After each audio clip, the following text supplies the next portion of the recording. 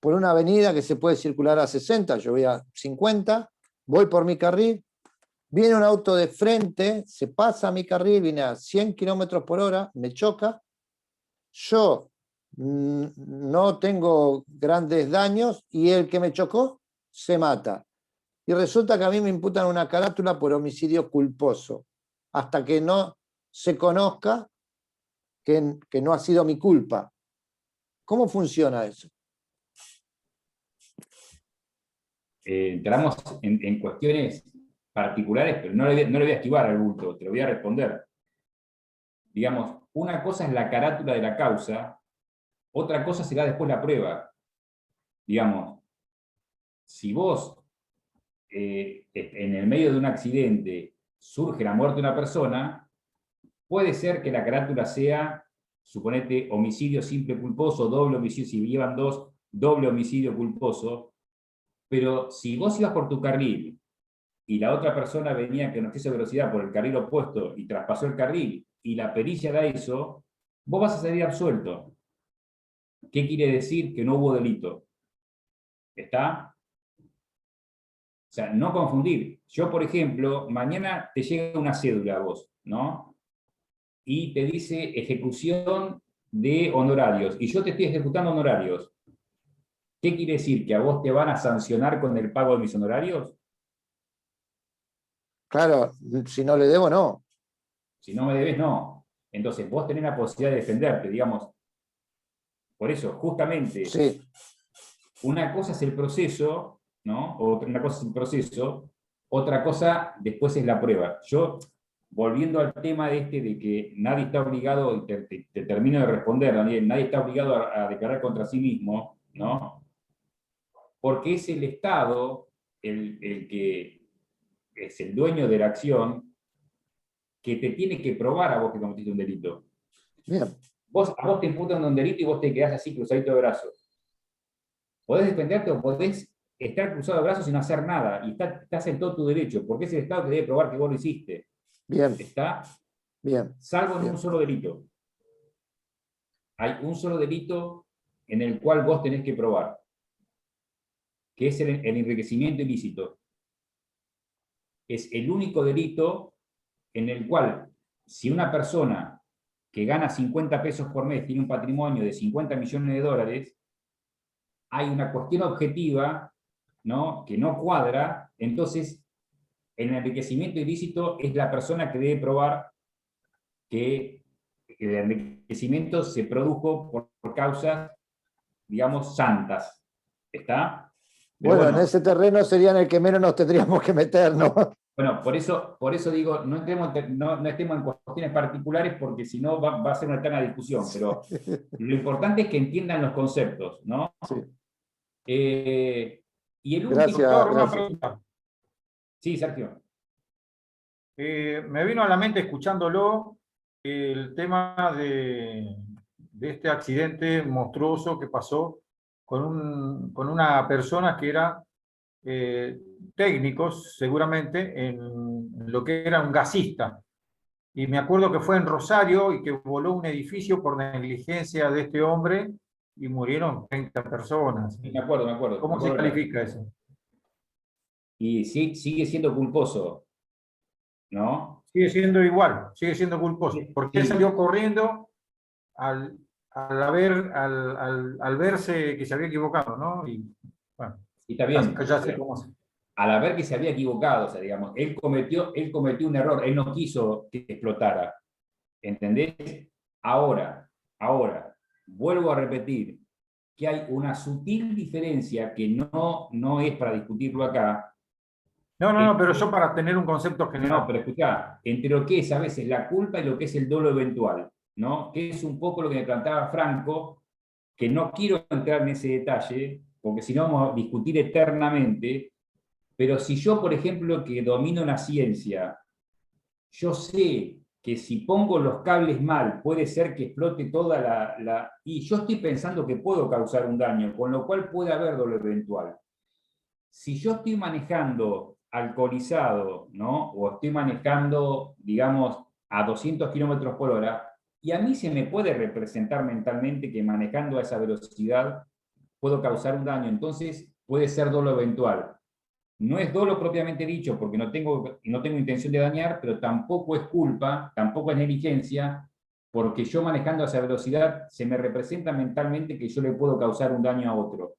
Hay un fallo de la Cámara, quiero nombrarle esto nada más, pero no quiero entrar en, porque son cuestiones particulares, de una persona que iba por una avenida con un auto en mal estado de conservación, que no le andaban los frenos y que llovía, y que mató a la madre contra el hijo porque no pudo frenar. Quiso pasar el semáforo, acelerar para pasar un semáforo en verde, y mató a la persona. Y a esa persona la condenaron por dolo eventual. ¿Está? O sea, ni por culpa ni por dolo eventual. Porque se le tenía que haber representado mentalmente que andando a esa velocidad con un vehículo que no le funcionan los frenos podía causar un daño a una persona.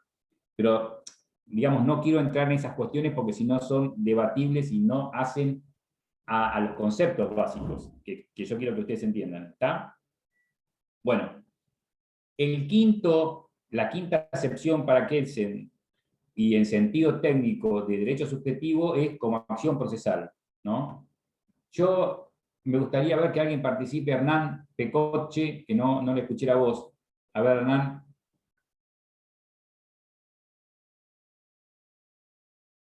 ¿Tenés micrófono?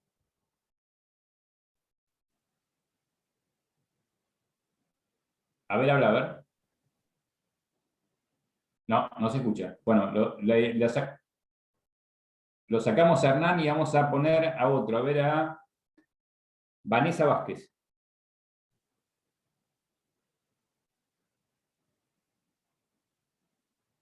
Vanessa. Micrófono. Ahí está. Hola, buenas noches. Bien, escúchame, la clase que viene conmigo, te pones una camisa azul.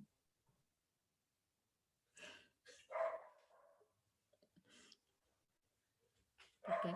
¿Qué me respondes? ¿Qué no? ¿Cómo? ¿Qué me responderías, Vanessa? No entiendo la pregunta. Que no, que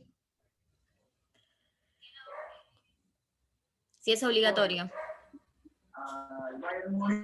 Vos me tenés que decir que vos me decís que no porque tenés el derecho a vestirte como querés. ¿Esa es tu respuesta? Exacto. Vanessa, ¿me estás respondiendo? No te escucho. Sí. Muy bien. Ahora, yo te bloqueo, porque no tenés la camisa azul. Te bloqueo del Zoom y no te dejo participar. ¿Qué haces?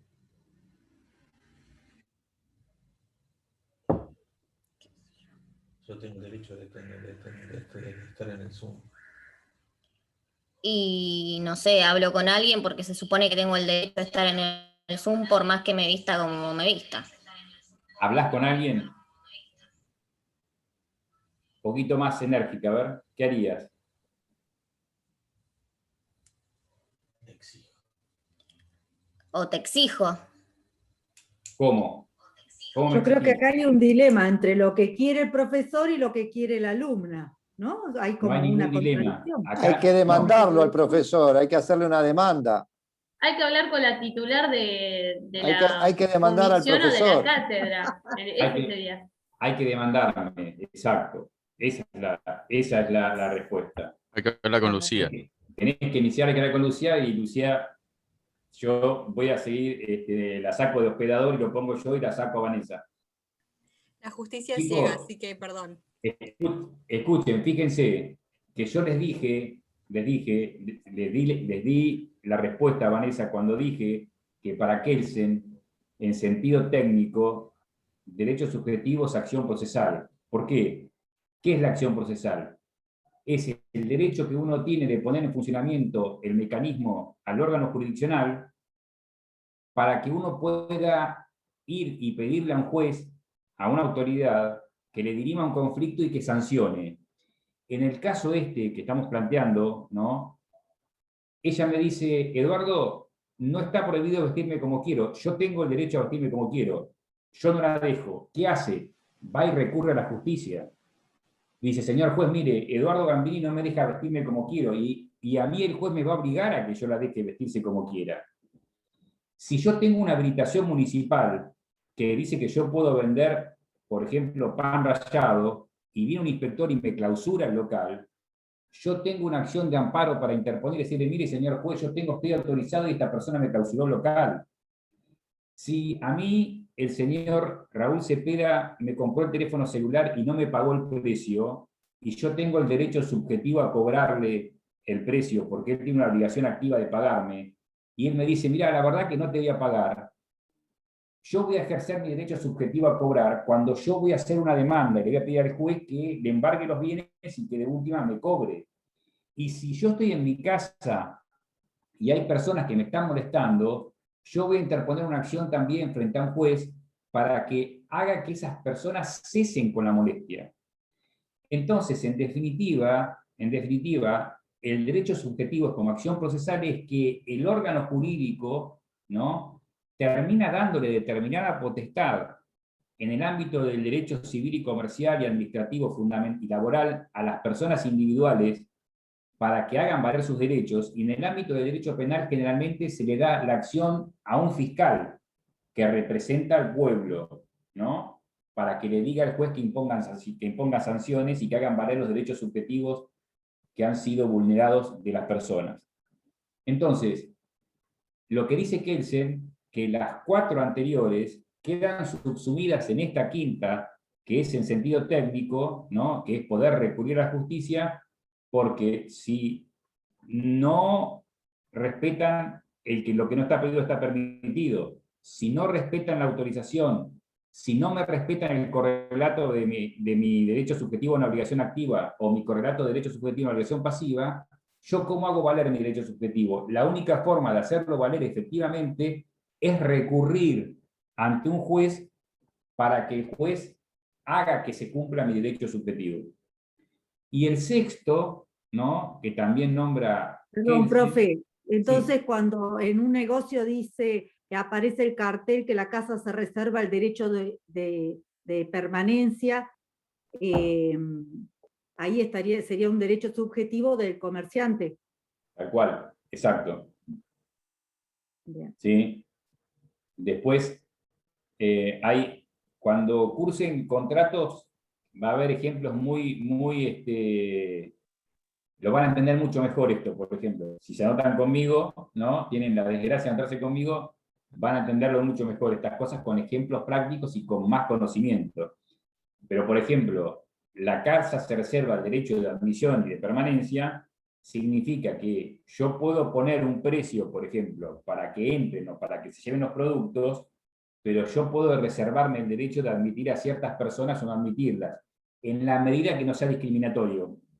¿Se entiende? Si es discriminatorio o no. Pero bueno, ese es el derecho subjetivo, es el derecho subjetivo del comerciante. Que, por ejemplo, si alguien va a su comercio y está haciendo cosas que al comerciante no le gusta, tiene el derecho a decirle que se retire. Sí, pero, por ejemplo, si usted tiene un negocio de venta de pan rallado y entro yo al negocio a comprar pan rallado y tiene pan rallado y yo pago el precio que usted pide por el pan rallado, ¿tiene obligación de vendérmelo? Yo si quiero te lo vendo, y si no quiero no te lo vendo. Lo que no puedo es discriminarte. No te lo vendo porque vos como consumidor me podés hacer una denuncia. Yo tengo el derecho a tener un negocio de pan rallado y decir un día, yo no le vendo a nadie. Ahora, si yo no le vendo a Daniel Bustia porque tiene un apellido italiano, por ejemplo, entonces vos te sentís discriminado y me haces una denuncia por discriminación, ¿entendés? Y a mí me van a sancionar. ¿Se entiende lo que yo digo? Sí, sí. Sí, ¿Está? disculpe, profe, pero el derecho subjetivo, o sea, esto hablando de los casos de que no te dejan entrar en un comercio, para poder explicarlo con mis palabras, no, en esos casos no es, básicamente siempre, o por lo que yo entiendo, se relaciona con un aspecto de discriminación. No te dejan entrar a un boliche, hay algún chico que no lo deja entrar por Yo sabía que tener venía por porra. ahí el tema, por eso no quise entrar en eso, pero sí, muchas veces se discrimina. Entonces, se discrimina, hay que hacer la denuncia. ¿Está? Lo que pasa que yo quería dar otro ejemplo, no ejemplo porque siempre vamos por la parte de discriminación y vamos por la parte por otro lugar, ¿no? Le cuento esto, bueno, háganme acordar si tenemos tiempo y no se corta el Zoom, porque si no quiero terminar y después les voy a contar una anécdota francesa, de dónde sale la palabra entrada libre y gratuita o no, pero se lo voy a decir después. Y el último, digo, de la acepción de Kelsen es derecho político, que es la posibilidad que tienen las personas de participar en el proceso de creación y formación de las leyes generales. ¿Cómo lo hacemos nosotros? Mediante el voto que hacemos cada 2 años a legisladores que, representándonos a nosotros, son los que van a estar en el Congreso sancionando leyes generales. Hay 3 conceptos más, se me acaba el tiempo, por eso voy más rápido. Hay 3 conceptos que están íntimamente relacionados. Uno hacia el derecho civil y comercial, otro hacia el derecho penal y otro al derecho procesal, que es capacidad, imputabilidad y competencia. Capacidad se divide en la capacidad de derecho y capacidad de hecho. Una persona es capaz de derecho cuando tiene la aptitud, tiene la facultad de ser titular de una relación jurídica, o dicho de otra forma, cuando tiene la aptitud de ser titular de un derecho. En este sistema argentino, desde el año 1813, no hay ninguna persona que tenga una incapacidad absoluta de derecho. ¿Quiénes son los incapaces absolutos de derecho? Los esclavos. ¿Por qué? Porque al no ser considerados personas no podían ser titular de una relación jurídica de un derecho. En nuestro país existe limitación a la capacidad de derecho respecto a situaciones particulares. Por ejemplo, si yo soy abogado y Daniel es mi cliente y Daniel tiene que vender este control remoto porque tiene que pagar una deuda, yo no se lo puedo comprar.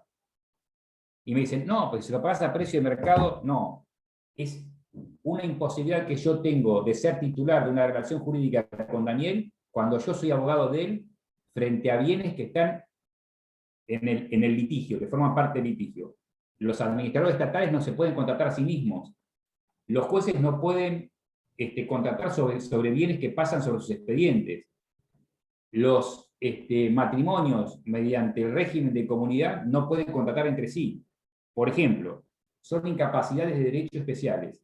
O sea, repito, capacidad es poder ser titular de una relación jurídica o poder ser titular de un derecho y de contraer y de obligarme, de tener derechos y obligaciones.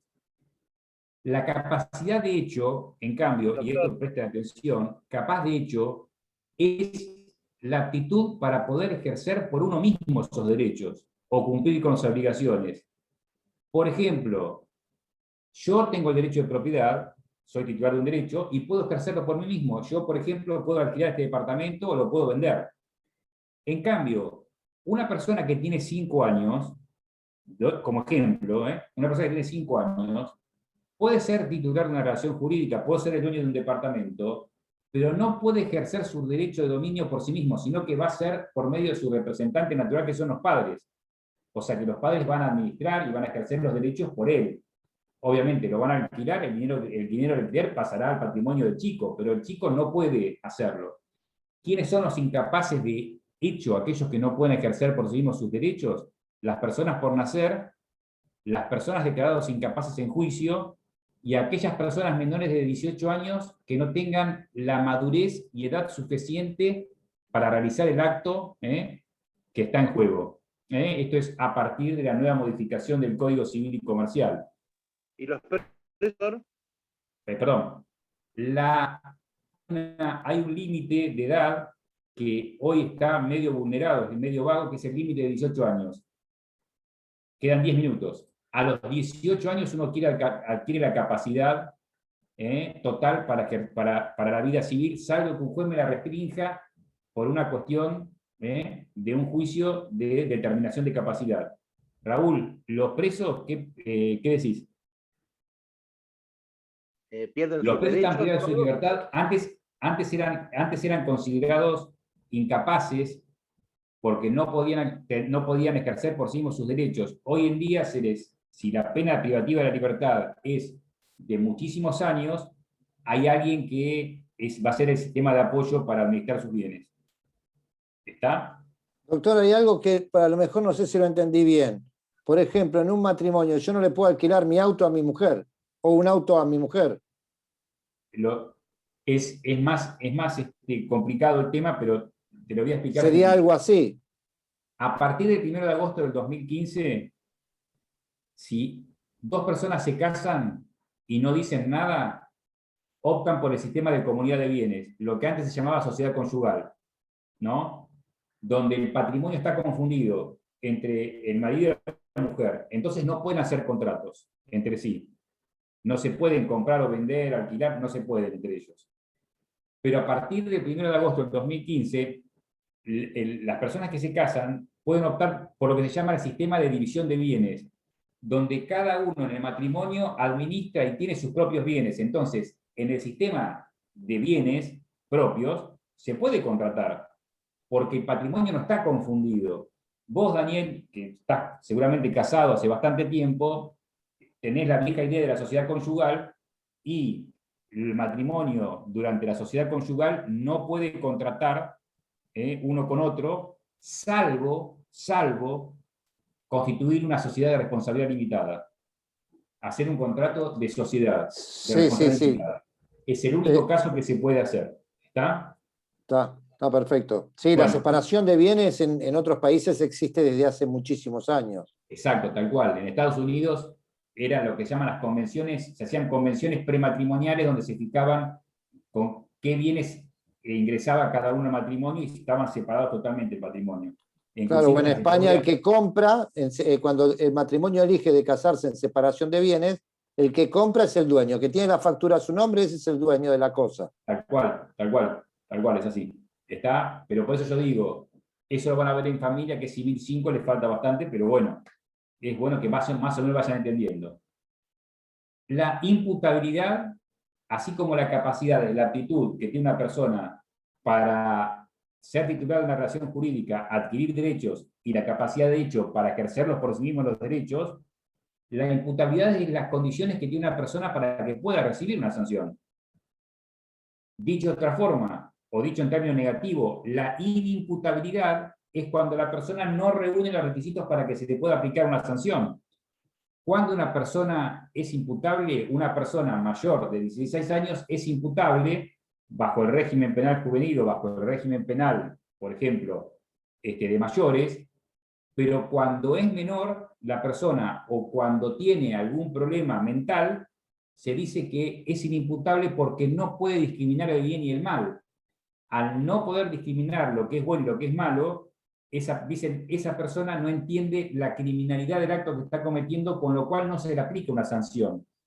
Que no quiere decir que a esa persona no se la llega a un lugar, por ejemplo, del cual no sale nunca más, como por ejemplo el Hospital Melchor Romero, ¿no? Es un hospital psiquiátrico donde hay personas que hace 20, 25 años que están, que mataron a una persona, pero no cometieron homicidio, porque no son imputables del acto. Sin embargo, aquellas personas que tienen algún problema mental, no se los pena con la pena de prisión porque son inimputables, pero se les toma una medida protectiva y se los lleva a un hospital psiquiátrico, ¿no? Que es una medida tuitiva o protectiva, porque es peligroso para sí o para terceros. ¿Se entiende? No es una pena, pero tampoco quiere decir que se lo va a dejar libre. Y la competencia, que es al ámbito del derecho procesal, es la aptitud o facultad que tienen determinadas personas para poder dictar sentencia, que no es otra cosa que es la aptitud que tiene el juez para poder sentenciar y sancionar. O sea, ¿cuáles son las personas? Y bueno, los jueces, ¿no? que ustedes conocen, van a ser competentes y van a poder sentenciar en la medida de la territorialidad. Un juez que ejerce, que tiene su jurisdicción en Mar del Plata, no puede dictar sentencia en un caso que tramite en Dolores, o en un caso que tramite en Rosario o en Córdoba. En razón del fuero, está el fuero federal y está el fuero provincial. Por ejemplo, cualquier acto que suceda dentro de la Facultad de Derecho, como es dentro de la Universidad Nacional de Mar del Plata, va a regir el fuero federal, y un acto que se realice en la vereda de la facultad va a ser de jurisdicción provincial.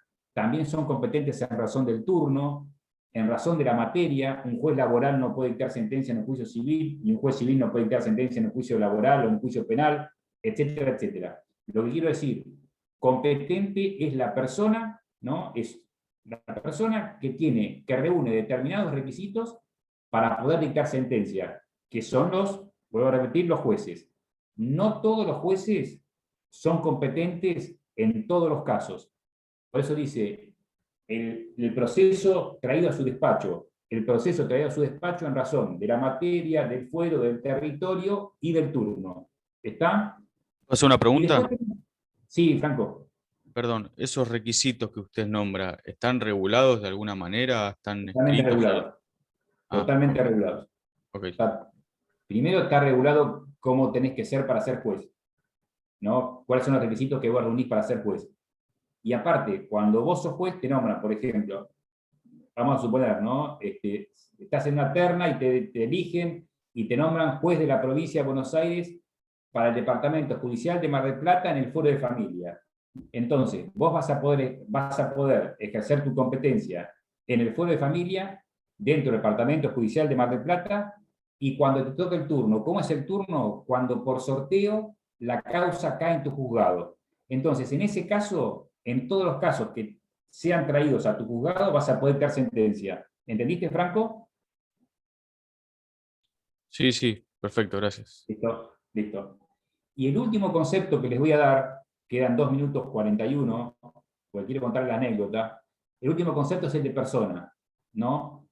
Persona no es un concepto fisiológico o anatómico, como se darán cuenta. No es una cuestión, como antes se entendía, que no podía existir otra persona que el ser humano. La persona es un concepto jurídico. Y la persona jurídica, dicho de Kelsen, esto grábenselo y cópienlo, está en los libros, pero cópienlo, persona es un centro de imputación normativa. No es persona la que tiene 2 ojos, una nariz, una boca, sino que persona es un centro de imputación normativa. Persona es tal cuando tiene la aptitud para adquirir derechos y contraer obligaciones. Por eso se creó la noción de persona jurídica. Por ejemplo, una sociedad, que es una entelequia, es algo que yo no puedo tocarlo, es una persona jurídica y es una persona porque puede adquirir derechos y contraer obligaciones. Por ejemplo, Eduardo Gambini, Sociedad Anónima, si existiera, es distinto a Eduardo Gambini. Una cosa es Eduardo Gambini persona. Ahora, si yo actúo como presidente de Eduardo Gambini Sociedad Anónima, el hecho que yo estoy realizando no se imputa a mí, sino que se imputa a Eduardo Gambini Sociedad Anónima, porque yo pasaría a ser un órgano únicamente de esa persona. ¿Está? Así como las personas físicas también son personas porque pueden adquirir derechos y contraer obligaciones, y uno tiene un cerebro y tiene brazos que ejecutan las órdenes y tiene un sistema nervioso, las personas jurídicas también tienen órganos. Una sociedad anónima, por ejemplo, tiene el máximo órgano, que es la asamblea de socios, que es lo que decide lo que van a hacer de acuerdo al estatuto, y tiene el presidente del directorio, que es aquel que realiza las actividades o las decisiones que tomó la asamblea. Bueno, no me queda tiempo para que le cuente la anécdota, pero voy a entrar en la clase de la doctora Arvizo o en alguna clase entre medio. Háganme acordar de el taxi libre en Francia, porque se va a cortar en cualquier momento. Chicos, un placer. Cualquier duda me consultan, ¿ok? Gracias, profe. Gracias, buenas noches. Gracias. Buenas noches, chicos. Buenas noches.